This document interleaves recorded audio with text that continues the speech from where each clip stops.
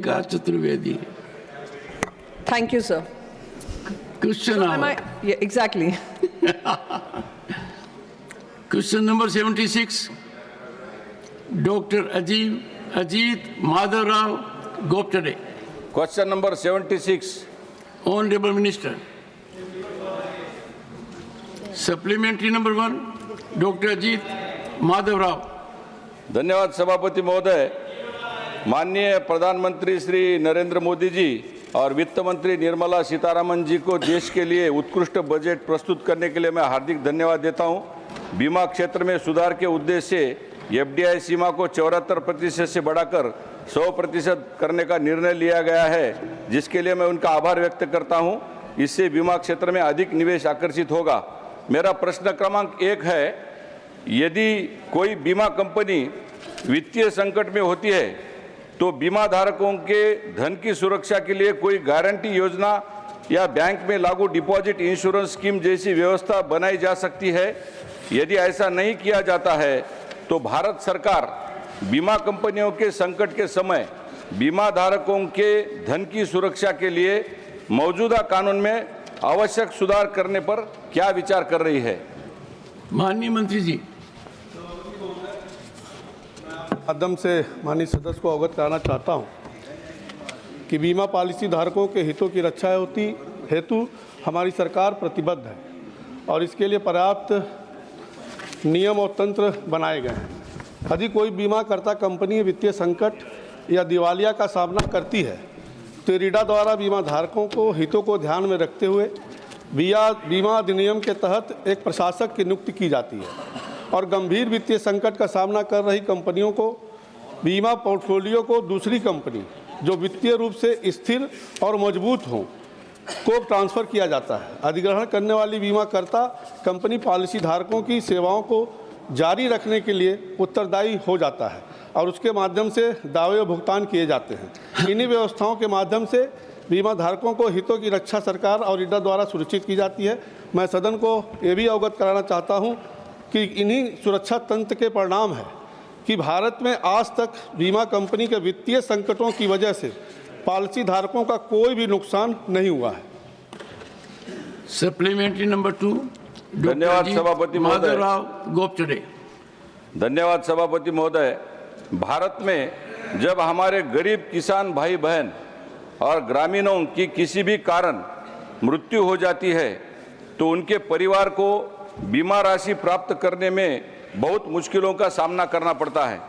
मैं माननीय मंत्री जी से ये जानना चाहता हूँ, इस संदर्भ में मानवीय संवेदनाओं को ध्यान में रखते हुए क्या सरकार कोई योजना बना रही है हर हमारे गरीब भाई बहन किसान को तय समय सीमा में बीमा धनराशि कंपनियों द्वारा प्राप्त हो सके? इसके लिए सरकार के सामने क्या योजना है? माननीय महोदय, मैं माननीय सदस्य को अवगत कराना चाहता हूं कि देश के बीमा धारकों को बीमा राशि भुगतान इरीडा की गाइडलाइन के अनुसार बीमा कंपनी करती है। अगर ग्राहक को शिकायत है तो एक सुदृढ़ शिकायत निवारण तंत्र भी उपलब्ध है, जिसमें बीमा भरोसा पोर्टल है, पीएमओ लोक शिकायत पोर्टल है, सीपी ग्राम है, इरीडा की शिकायत संबंधित ईमेल की सुविधा है, इरीडा का टोल फ्री नंबर भी है। इसके साथ ग्राहक बीमा लोकपाल में भी शिकायत कर सकता है और लोकपाल द्वारा अवार्ड की गई धनराशि 30 दिन में भुगतान न होने पर बीमा कंपनी पे 5,000 रुपये प्रतिदिन का जुर्माना भी लगाया जाता है। इन सभी शिकायतों की नियमित रूप से मॉनिटरिंग भी होती है। इस प्रकार बीमा धारकों की शिकायतों को दर्ज करने और उनके निवारण का हेतु पर्याप्त तंत्र मौजूद है। Third supplementary Shri KRN Rajesh Kumar. Mike. Is the ministry aware that the IRDA, Insurance Regulation Development Authority, changed the rule, thereby one insurance company agent can also work in another insurance company? In the circumstance, change the business also to another company. LIC is most affected for this activity. Don't you think LIC will be affected by this?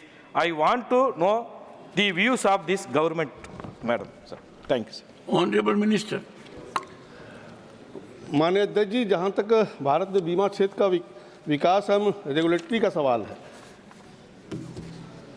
के लिए आईएडा द्वारा नियामक संस्थान है जो कि बीमा संबंधी सभी कार्यकलापों को देख रेख करती है और ईडा करती है। अभी तक ऐसा कोई बदलाव ईडा के योजना में नहीं हुए। For supplementary Shri Mithilesh Kumar. नहीं, सभापति महोदय, आपने मुझे सदन में प्रश्न पूछने का अवसर दिया, इसके लिए मैं आपका बहुत बहुत धन्यवाद देता हूं कि माननीय प्रधानमंत्री जी को एवं माननीय वित्त मंत्री जी को एक अत्यंत उत्कृष्ट बजट प्रस्तुत करने के लिए बहुत बहुत आभार। भारत एक विशाल जनसंख्या का देश है और सभी तक बीमा कंपनियों को पहुंच पाना मुश्किल है। ऐसे में सरकार की आम जन तक सुरक्षा कवच पहुंचाने की भविष्य की क्या पॉलिसी है, मैं माननीय मंत्री से जानना चाहता हूं। माननीय मंत्री जी। सभापति महोदय, मैं आपके माध्यम से सदन को भी अवगत कराना चाहता हूं कि 2014 से माननीय प्रधानमंत्री जी समावेशन पर जो अभियान चलाया है, वित्तीय समावेशन पे, उसका एक महत्वपूर्ण हिस्सा सिक्योरिंग द अनसिक्योर्ड है। हमारे वैसे नागरिक जिनको कभी बीमा की सुविधा उपलब्ध नहीं होती थी, उनको बीमा सुरक्षा देने के लिए अगर देखें तो तमाम योजना हमारी सरकार चला रही है, चाहे वो पीएम जीवन ज्योति योजना हो, चाहे वो सुरक्षा बीमा योजना हो, चाहे अगर देखें तो 5 लाख तक का स्वास्थ्य कवर उनको देने का काम कर रही है। अभी हाल में ही सरकार ने फैसला किया कि 70 साल से ज़्यादा उम्र वालों को भी 5 लाख का हेल्थ इंश्योरेंस कवर दिया जाएगा।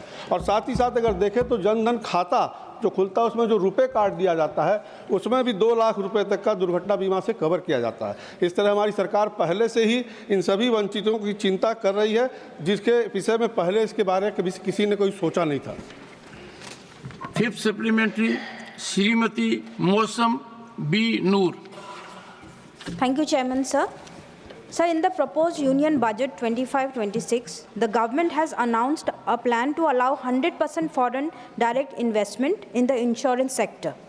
Currently, insurers are regulated under the IRDAI and governed under the Protection of Policyholders Interest Regulation 2017.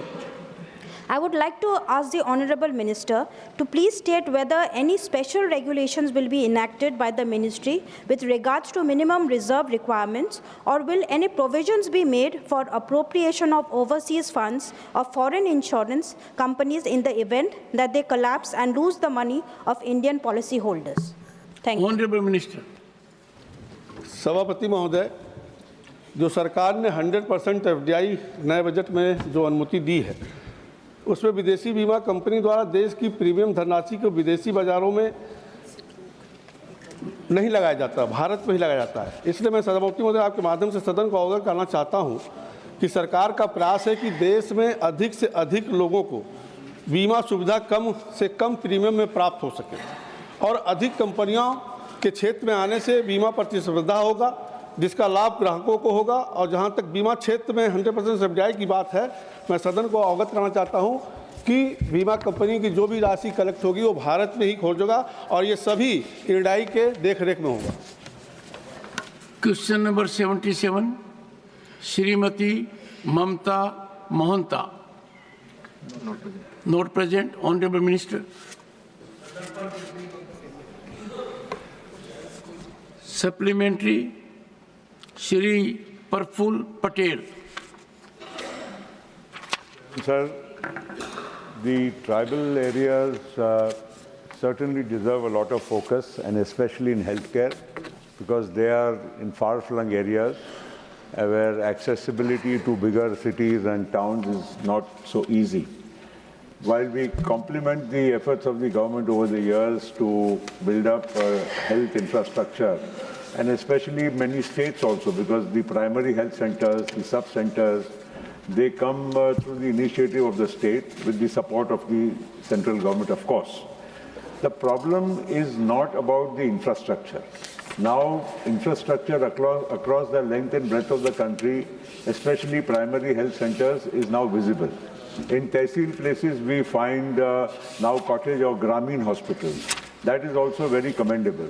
The only problem, what I feel, sir, is that while the infrastructure has come, medicines are being provided in abundance. The real problem lies in the availability of doctors who are not willing to go and stay in these far-flung areas. As you would rightly know, sir, that while doctors are now increasing in numbers thanks to the huge initiative of the Government of India to create more medical colleges, including 30 tribal medical colleges proposed by the Honorable Finance Minister in a budget speech, the real issue is, after becoming doctors, everybody wants to go to a bigger city to earn much more and do a better practice. Will there be some special incentive being given by the government, both center and the state, especially for doctors to be more attracted to go to these far-flung tribal areas to serve the people there in these primary health centers? Honorable Minister. 2-3 initiatives have been taken for this, the problem about the tribal area and many other areas, hilly areas also. One initiative is that we are having mobile medical units. Now, mobile medical units are going from place to habitations, and they are doing the primary checkups, which the Ayushman Arogya Mandir does. This is one initiative. The another initiative is taken is that E-Sanjeevani, where we have got the hub and spoke model, where the patients are there in the Ayushman Arogya Mandir, which is the health and wellness center, and the specialists are there in the PHCs and in the CHCs, where from, because of this digital mobile app, from that app the consultation is done, and we are able to see to it that they get the right type of treatment through the doctors. One more thing we have added is, that is through NHM, you quote, we pay. The specialists, we are giving them encouragement that the salary which they want to quote, they quote, the doctors quote, and we pay. That is how we are trying to see to it that the doctors go to the tribal area.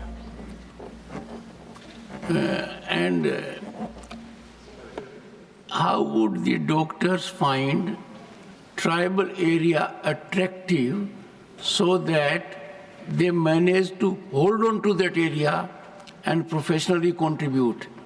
Some extra initiative or incentive for them? That's what you wanted to ask.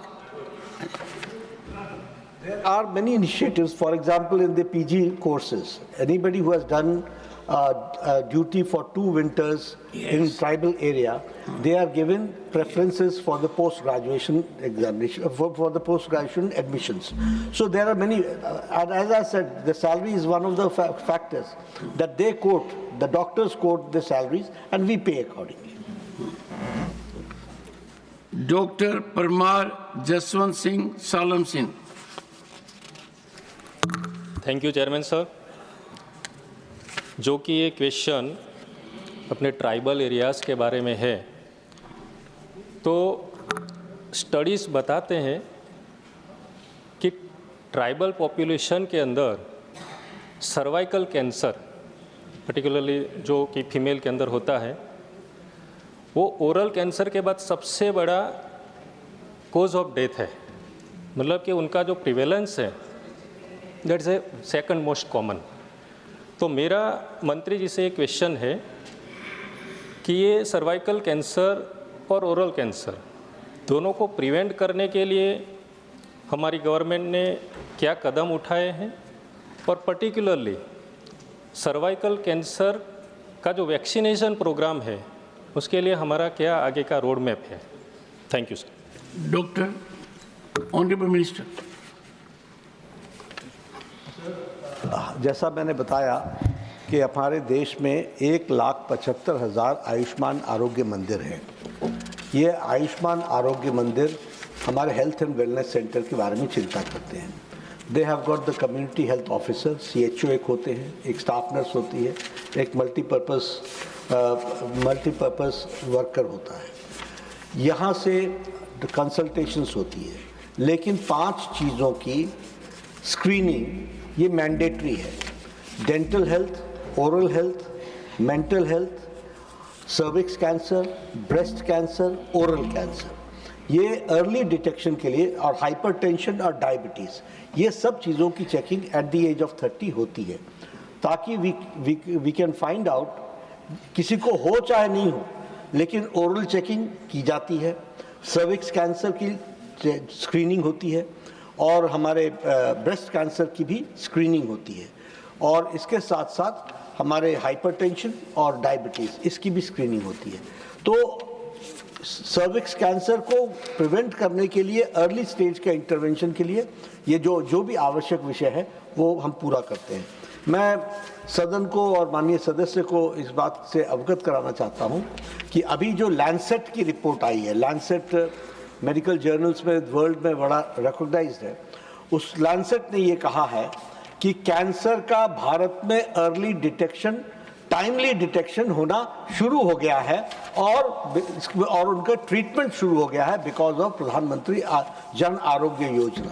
तो दोनों चीज़ें हो गई, screening भी और screening के साथ साथ ट्रीटमेंट भी। श्रीमती रंजीत रंजन। धन्यवाद अध्यक्ष जी। मैं आपके माध्यम से मंत्री साहब से पूछना चाहती हूँ कि आपके उत्तर में है कि राष्ट्रीय सिकल सेल एनीमिया उन्मूलन मिशन में 31/1 से जो आपने 17 चिन्हित राज्यों को, आदिवासी बहुल क्षेत्रों को जांच किया, जिसमें से लगभग 5,02,84,00,000 की आबादी की जांच की गई। तो मैं यह पूछना चाहती हूँ कि उस जांच में कितने एनीमिक निकले, और क्या ये सही है कि मैं छत्तीसगढ़, यूपी और बिहार का एक डाटा चाहती हूँ कि हम लोग सदर अस्पताल जो जिले में होता है, उप स्वास्थ्य केंद्र जो प्रखंड में होता है, स्वास्थ्य केंद्र जो प्रखंड में होता है, उप स्वास्थ्य केंद्र पंचायत में होता है, तो कितने सदर अस्पताल में, स्वास्थ्य केंद्र और उप स्वास्थ्य केंद्र में डॉक्टर्स, एएनएम, नर्स और मेडिकल स्टाफ की बहाली अनिवार्य है, और कितने आज की तारीख में वहाँ पे काम कर रहे हैं? क्या ये सही है कि पूरे देश में जिला वाइज, प्रखंड वाइज और उप स्वास्थ्य केंद्र की तो हम बात ही छोड़ दे कि मेडिकल स्टाफ, डॉक्टर्स की कमी के कारण हम इलाज जो होना चाहिए वो हम रूरल एरियाज में नहीं दे पा रहे हैं? Thank you so much sir. माननीय मंत्री जी। सभापति जी, मैं माननीय सदस्य को ये बताना चाहता हूँ, ये बार बार ये प्रश्न आता है कि रूरल एरिया में सर्विस नहीं कर पा रहे हैं, रूरल एरिया में हम सर्विस नहीं कर पा रहे हैं।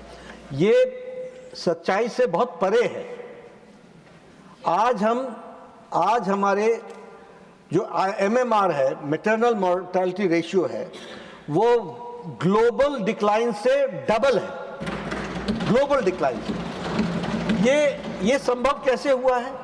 ये संभव इसलिए हुआ है कि इस देश में अब हमारे यहाँ यूविन है, यूविन ट्रैक रिकॉर्ड कर रहा है हर माता जो गर्भवती होती है उस समय से लेकर जब उसकी डिलीवरी होती है उसको लेकर, और जब बच्चा 2 साल के अंदर 24 इंजेक्शन लगवा लेता है, सारे को ट्रैक किया जाता है और सारे को रखा जाता है। क्षमा कीजिए, अब मैं जवाब दे रहा हूँ। अब जवाब दे, आपके माध्यम से मैं बताना चाहता हूं, 220 crore double dose with booster corona में इंजेक्शन लगे कि नहीं लगे? क्या वो गढ़चिरौली में नहीं लगे? क्या वो बस्तर में नहीं लगे? क्या वो बीजापुर में नहीं लगे? क्या वो कोंटा में नहीं लगे?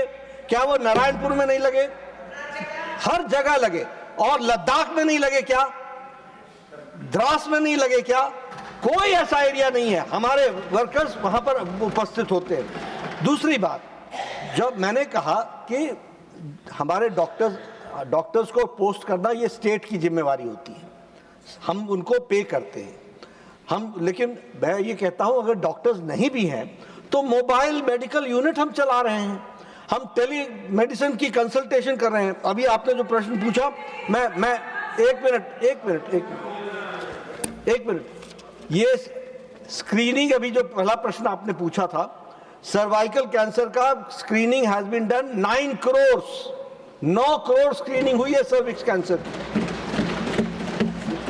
ये national sickle cell anaemia elimination mission में 5,30,00,000 बहनों का, भाई और बहनों का उनकी स्क्रीनिंग हुई है, और 2 करोड़ डिटेक्ट हुए हैं जिनका कार्ड बना है। ये कैसे हुआ है? अगर यहाँ डॉक्टर नहीं गया, अगर यहाँ मेडिकल व्यक्ति नहीं गया तो ये 2 करोड़ लोगों को कार्ड किसने बांटे, किसने तय किया कि सिकल सेल नहीं है?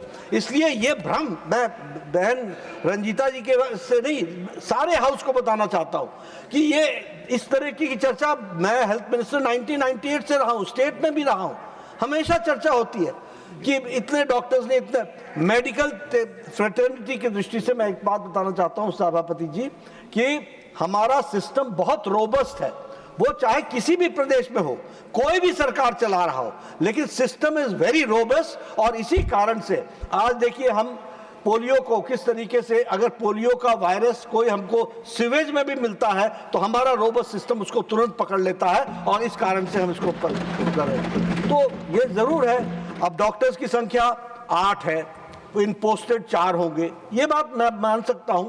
उसके लिए मेडिकल कॉलेजेस में 131% मेडिकल कॉलेज में इंक्रीज हुआ है, सीट्स में इंक्रीज हुआ है।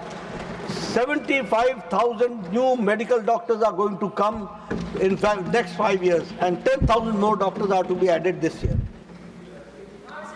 Question number 78, Shri Madan Rathod. I think with the new constitution, with the original constitution, I thank you for doing it promptly, sir. Question number 78. आ गया नया constitution आ गया। नहीं सर, ऐसा है, कभी इधर से कभी उधर से, पंच तो मेरे पर ही आते हैं ना। पंचिंग बैग मत बनाइए।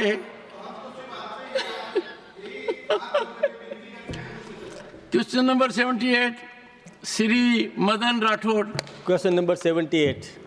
ऑनरेबल मिनिस्टर, तुरंत सदन के पटल पर रखा गया। Supplementary number 1। माननीय मदन राठौड़, मैं माननीय मंत्री जी का धन्यवाद देता हूं। 1 second, point of order.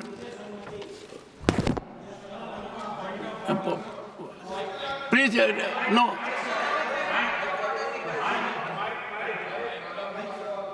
Doctor Radha Mohan Agarwal, please. यह सदन आपका और भारत सरकार का माननीय नेता सदन का आभारी है। विशेष रूप से अभी 0 आवर में हम लोगों ने यह विषय उठाया था कि इलस्ट्रेशन हिस्से नहीं बनते और हमारे ऑनलाइन पर इलस्ट्रेशंस को हमारा हिस्सा बना दिया गया, यहाँ परिवर्तन कर दिया गया और सारे इलस्ट्रेशंस हमारे ऑनलाइन सिस्टम में जोड़ दिए गए हैं। इस सदन से मैं अपनी सरकार को बहुत बहुत धन्यवाद अर्पित करता हूँ। कमाल है, देखिए, नहीं ये ठीक करे, करे कोई।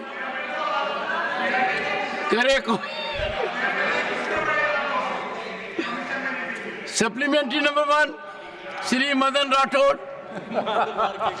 धन्यवाद सभापति जी। मैं माननीय मंत्री महोदय का धन्यवाद देता हूं कि उन्होंने बहुत विस्तार से प्रश्न का जवाब दिया। माननीय प्रधानमंत्री श्री नरेंद्र मोदी जी ने आयुष मंत्रालय 9 नवंबर 2014 को हमारे प्राचीन चिकित्सा पद्धति के गहन ज्ञान को पुनर्जीवित करने और स्वास्थ्य के आयुष प्रणालियों के इष्टतम विकास और प्रसार को सुनिश्चित करने की दृष्टि से शुरू किया है। माननीय मंत्री जी से मैं जानना चाहता हूं कि वैसे आपने राजस्थान को 111.84 करोड़ रुपए दिए हैं, लेकिन 2022-23 में राजस्थान में कांग्रेस सरकार में थी जिसने इसका यूटिलाइज नहीं किया, तो क्या ये राशि आगामी वर्ष में हमें दे सकेंगे? Honourable minister. अध्यक्ष महोदय, निश्चित रूप से अगर ऐसी कोई राशि उनसे खर्च नहीं होंगी तो नियमाकुल उसको हम कैसे दे सकते हैं, सोचकर देने की कोशिश करेंगे। Second supplementary, Shri Madan Rathore.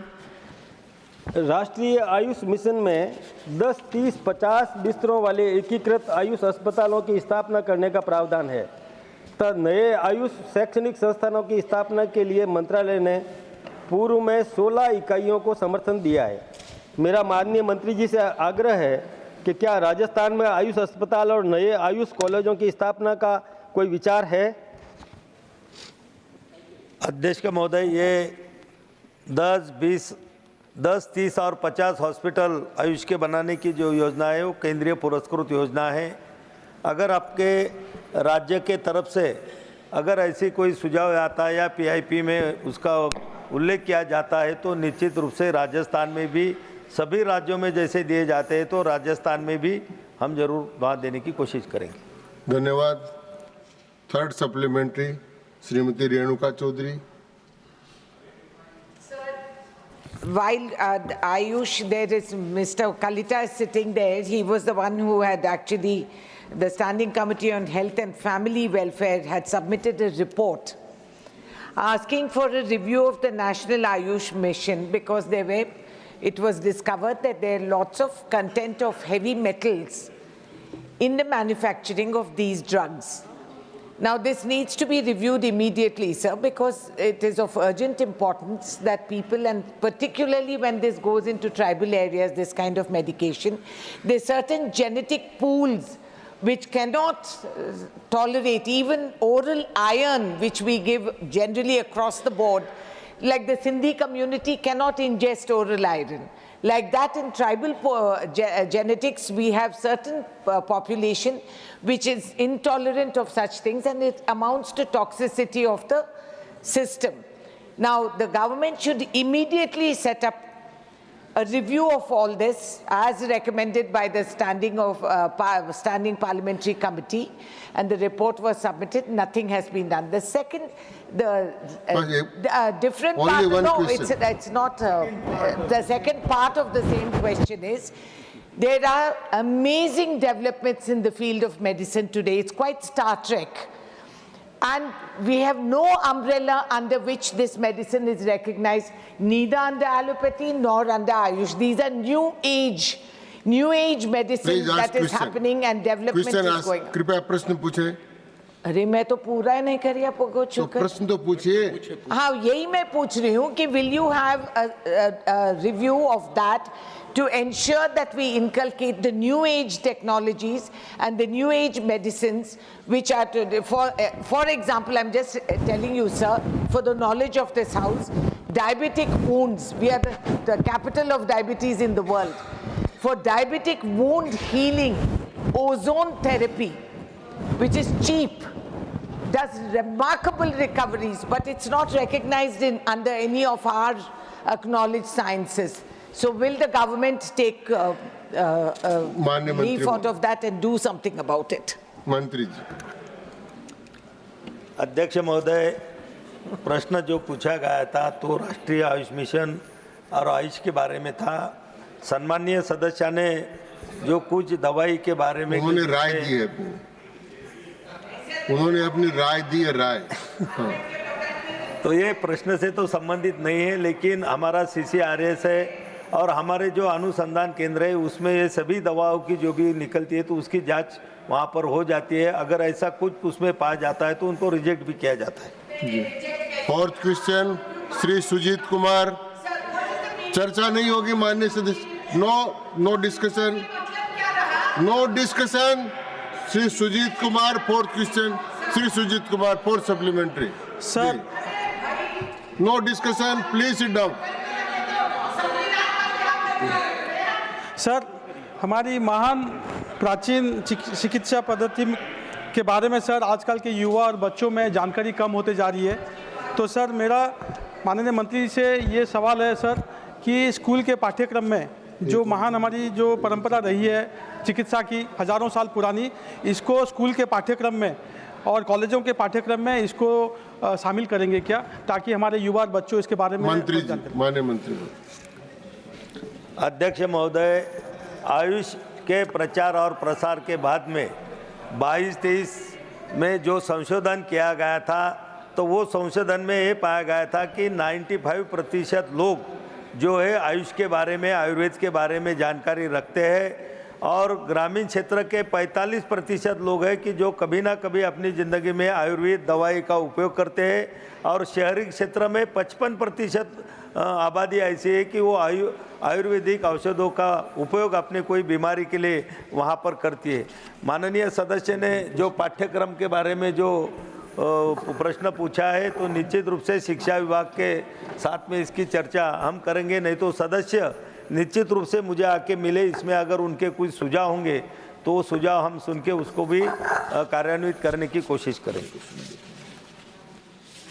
Doctor Fauzia Khan. Thank you, sir. Sir, despite the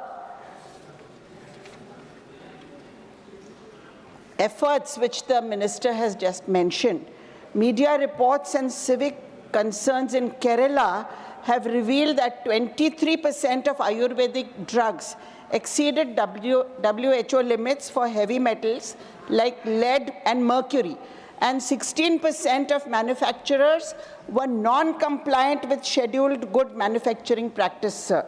So in that regard, with all the efforts that the ministry is taking, what steps is the ministry taking to ensure that allocated funds are effectively used to enhance drug quality, and how will the ministry enforce stricter penalties for non-compliant manufacturers, particularly regarding heavy metal contamination?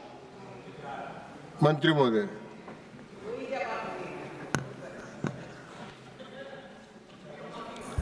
सभापति महोदय, माननीय सदस्य ने जो पूछा कि यहाँ पर जो भी दवाई के ऊपर नियंत्रण रखने का काम जो हमारे अनुसंधान केंद्र है, CCRS है, इसके माध्यम से उस पर किया जाता है। और ये आयुर्वेद में अगर हमने पुरातन आयुर्वेद में भी देखा कि बहुत सारे ऐसे भस्म हैं कि इसमें जैसा स्वर्ण भस्म है ये, तो उसमें इसका उपयोग किया जाता है। लेकिन अगर कहीं ज़्यादा मात्रा में अगर वो कहीं होता होगा तो निश्चित रूप से जो वहाँ पर कंप्लेंट आती है या उसका कोई हमारे पास आता है तो उसकी जांच करके उन पर कड़ी कार्रवाई करने की कोशिश हमारा मंत्रालय करता है। क्वेश्चन नंबर 79 श्री आदित्य प्रसाद, कृपया बैठिए, कृपया बैठिए please. Question number 79 Shri Aditya Prasad. जी सर, उपस्थित हैं सर। उपस्थित बोलिए, नंबर बोलिए। अच्छा सॉरी सर। माननीय नंबर बोलिए। 79 sir.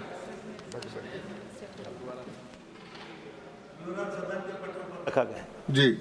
Supplementary 1, supplementary number 1 Shri Aditya. माननीय उपसभापति महोदय, आदरणीय मंत्री महोदय से मैं जानना चाहता हूं कि झारखंड में विभिन्न क्षेत्रीय भाषाएं बोली जाती है।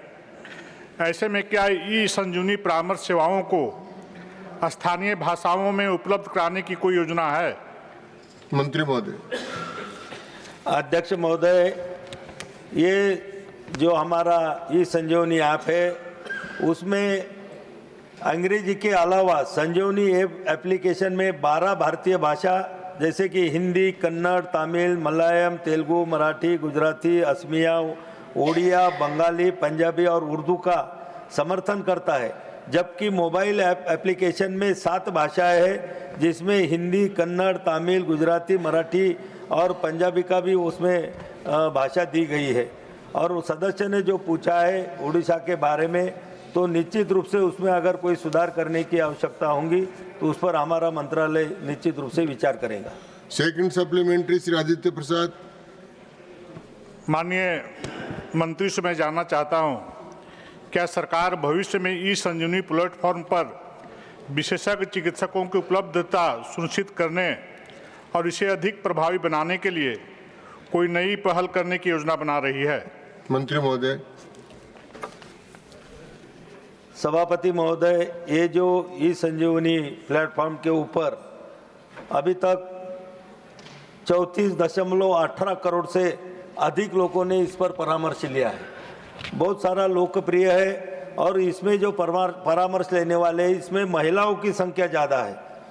1,31,133 आयुष्मान आरोग्य मंदिर जो है उससे भी ये किया जाता है और 16,931 केंद्रों के माध्यम से उनको सहायता प्रदान की जाती है। इसमें से जो डॉक्टर है कि 2,31,809 डॉक्टर और स्वास्थ्य देखभाल के पेशेवर ई संजीवनी में हमारे कार्यरत है और इसका अधिकतम उपयोग एक ही दिन में 6,30,315 रोगियों ने किया है। इतना बड़ा ये लोकप्रिय हमारा ये संजीवनी पोर्ट है और बहुत सारे लोग और दूर दराज क्षेत्र के भी लोग इसके माध्यम से अपनी सेवाएं ले रहे हैं। धन्यवाद। Third supplementary Shri P Wilson. Sir, through you, I would ask this question, and I would like the Honorable Union Minister to answer. Sir, in Dinesh Kumar 2 case, the Honorable Supreme Court in the year 1986 said, the scheme of All India quota is temporary until sufficient medical colleges are established in states, either by the states or by the union government. In Tamil Nadu, to set up AIIMS at Coimbatore, proposal was given. Likewise, in Madurai, AIIMS, the stone was laid in 2019 and has not seen the completion at all. Sir, what steps have you taken to establish and complete the colleges not only in Tamil Nadu, but also opening adequate number of medical colleges across the country so that your e-Sanjeevani platform would really take off? Thank you. Mantri. Does not pertain to the original question, so I think he should ask a separate question and he will answer it. जी बिल्कुल ठीक है। Shri fourth supplementary Shri Saket Gokhale. Thank you, Vice Chairman, sir. Sir, the basic issue today with the e-Sanjeevani platform is the very dismal ratio of patients to doctors. So this results in calls queuing up. What happens in a lot of rural areas where they use e-Sanjeevani platform, the network tends to be slow, connectivity tends to be slow.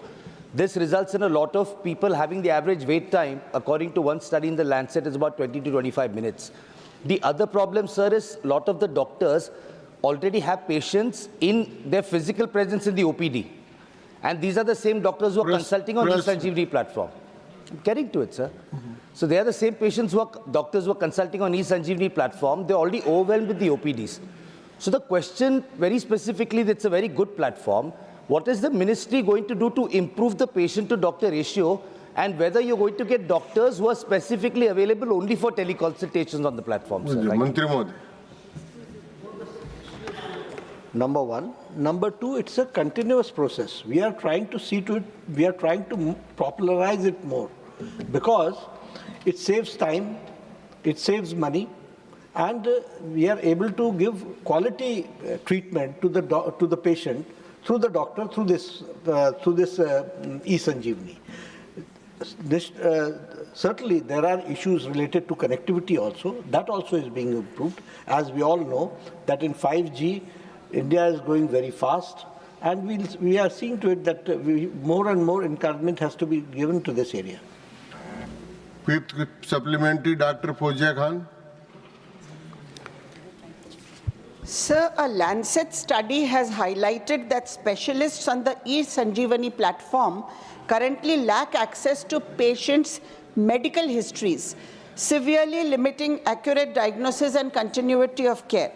Without integration with electronic health records or previous medical details, specialists often rely on incomplete referral information, diminishing consultative effectiveness. Sir, additionally, language barriers pose a significant challenge, as health workers may face difficulties. Please ask question. Sir, I'm coming to the question. No. The details are important. So language barriers in recording accurate medical histories due to e-Sanjeevani's English-only interface.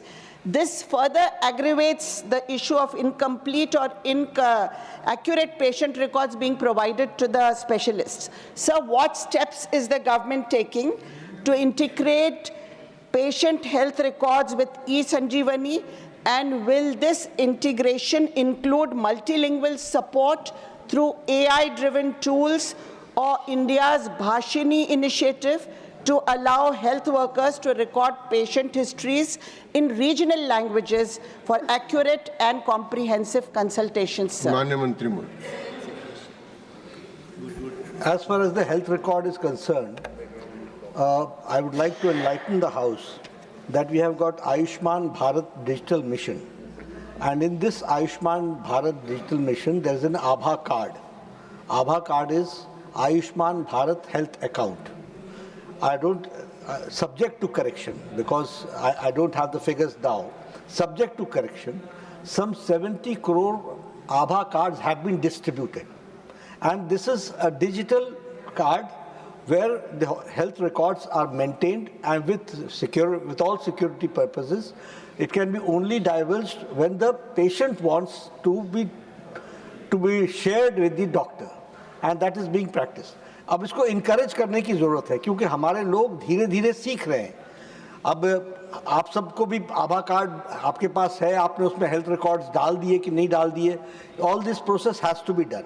But we are in the process. और इस process के कारण, because of this process, the specialists are also encouraging that you should use the Aadhaar card so that we get the health record of the patient in one platform itself. This we are doing. As far as language is concerned, my colleague has told that there are 12 languages which are included in this platform for use of e-Sanjeevani. धन्यवाद मंत्री महोदय. Question number 80, Sri Mohammad Nadimul Haq. Question 80. माननीय मंत्री महोदय. Supplementary 1, Sri Mohammad Nadimul Haq. Sir, in the general budget discussions and also by a letter written by our Honorable West Bengal Chief Minister, we have asked that is there a plan to scrap the 18% GST on health and life insurance premium?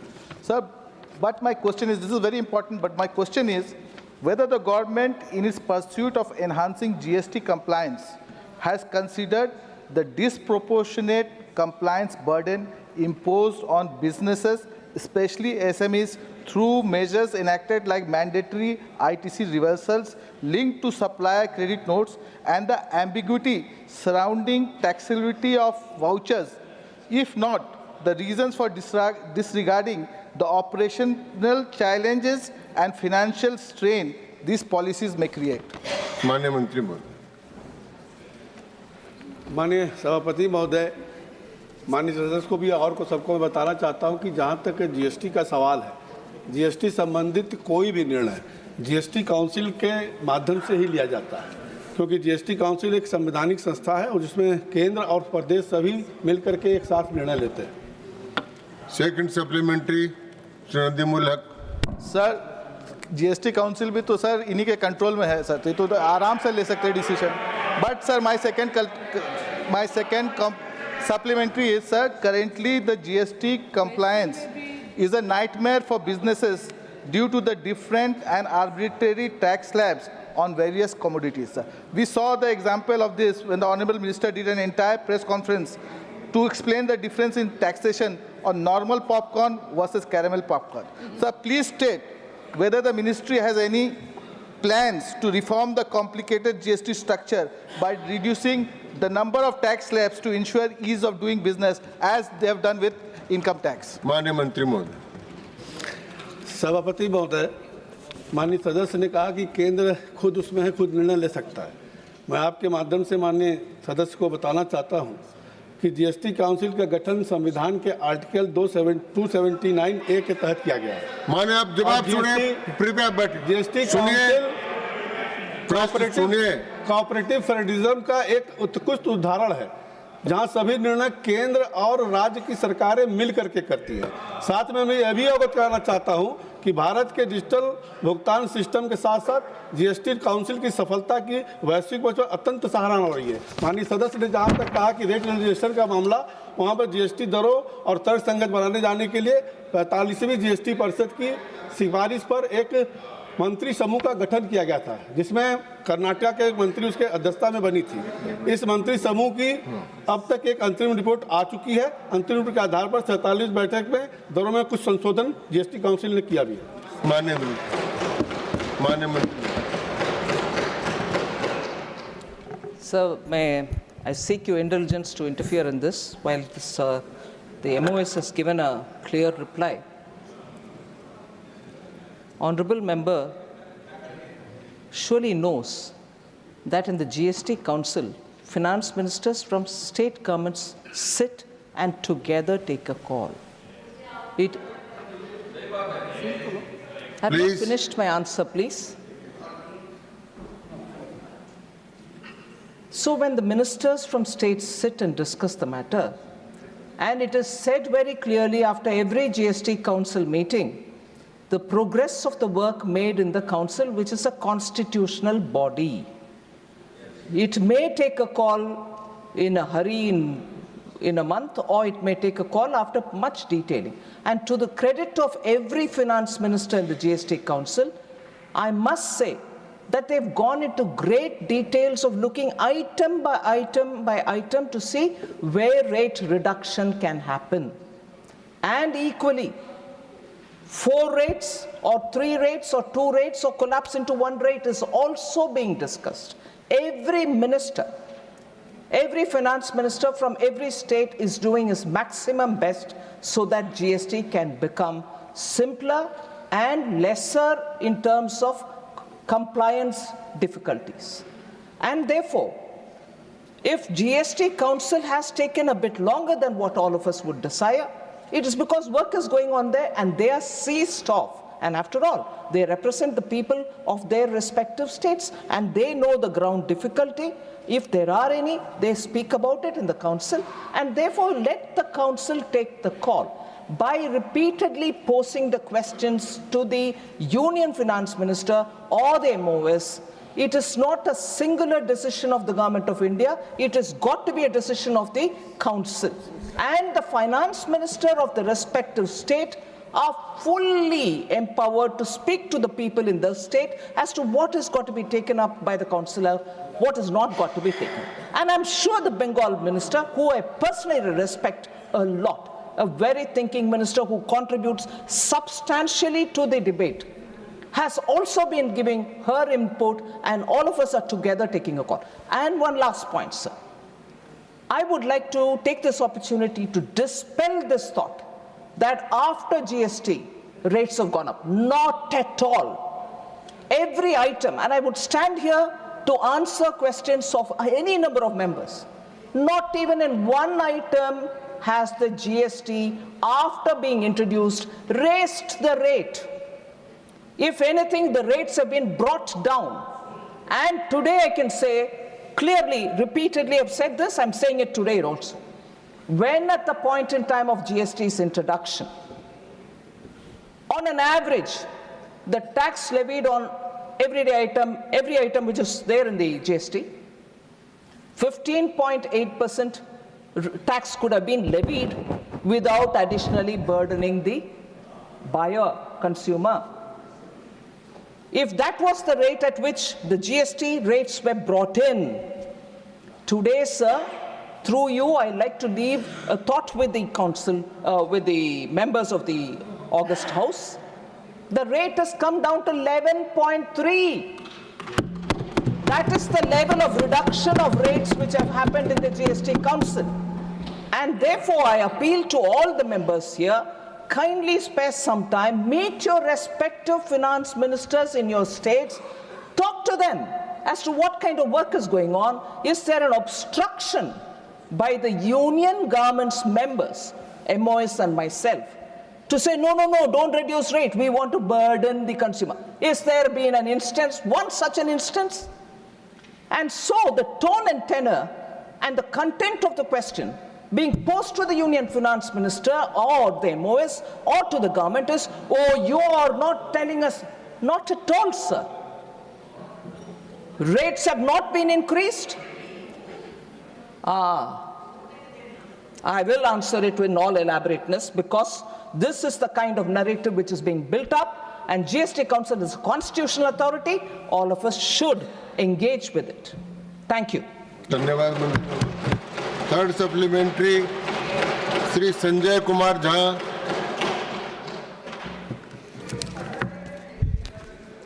Honorable Chairman, sir. Clear हो गया, आपने अपने वित्त मंत्रियों से बात करें sir. आप बैठिए साहब, प्लीज सिट डाउन। हाक साहब बैठिए। Sanjay Kumar Jha. Since the introduction of GST in 2017, the government has made several adjustments to the tax slabs. How have the average rates changed since then, and what is the direction that the center would want to pursue in this regard? And whether the center will prioritize aligning the GST system with economic growth by focusing on key sectors such as EVs, renewable energy, technology-related goods and services, and MSME. मंत्री जी। सभापति महोदय, अभी माननीय वित्त मंत्री जी ने विस्तार से जीएसटी काउंसिल के बारे में पूरा सदन के सामने रखा मित्रों। और अगर देखें तो पहले भी मैंने कहा कि मंत्री जी ने कहा कि पहले से टैक्स जीएसटी में कम हुआ है, लेकिन 2017 से लेकर अब तक कितने बदलाव हुए, कितने रेट रिलेशन हुए हैं, उसकी सूची में माननीय सदस्य को उपलब्ध करा दूँगा। धन्यवाद। माननीय श्री सुलिता देव। सर, जय Shri Jagannath. Thank you vice chairman sir. मैं उड़ीसा से बिलोंग्स करती हूँ। केंदू लीफ के ऊपर आज 18% जीएसटी लिया जा रहा है, जो कि पहले 5% था। माननीय फाइनेंस मिनिस्टर भी यहाँ पर है। मेरे पूर्व मुख्यमंत्री नवीन पटनायक जी ने बहुत बार चिट्ठी लिखी है कि केंदू लीफ के ऊपर जो जीएसटी है उसको हटाने के लिए, क्योंकि उसमें बहुत सारे जो वर्कर्स है फीमेल है 90%, 10 लाख जो केंदू लीफ वर्कर्स है उनको बेनिफिट आएगा, उसमें 90% महिला हैं।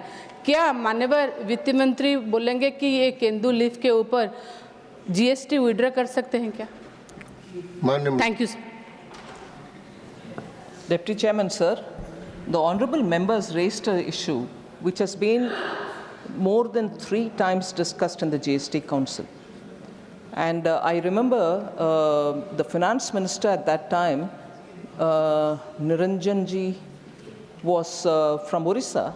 He had even requested a committee of ministers to look into this matter. But this issue of Tendu leaves has also been worrying states like Telangana, whose finance ministers used to also speak about it. Because, and Telangana did raise a very valid concern. And that concern, sir, is whilst it is true, it is a minor forest produce, and many women are, not just in Orissa, but also in Telangana, women are involved in the collection and bringing it to the marketplace.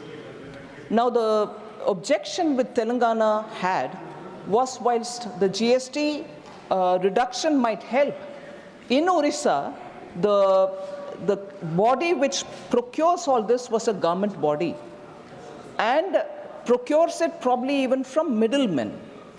Therefore, if the benefit of the tax is reduced or waived, benefit of that action of the tax would benefit the middlemen or actually would benefit the women who are collecting it from the forest areas. So Telangana's question was, if it's not going to benefit the collecting women from the forest, minor forest produce, why should the discount or waiving off of the GST happen at all? Was a question raised, it was discussed, and Orissa, if not everything, at least some portion of it was being collected from middlemen and by the government agencies. So it had too many layers to be convincing one another about. So the state's finance ministers didn't feel comfortable about reducing or waiving off of the GST on Tendu leaves. धन्यवाद। Dr. M. Sambedurai. Thank you, Vice Chairman, sir. GST is brought to simplify the tax system under one tax for the country, and also see that goods can be moved freely one state to other state. For example, sir, in Tamil Nadu, in Osur, my place, the vehicles are coming and completely checkpost they stop.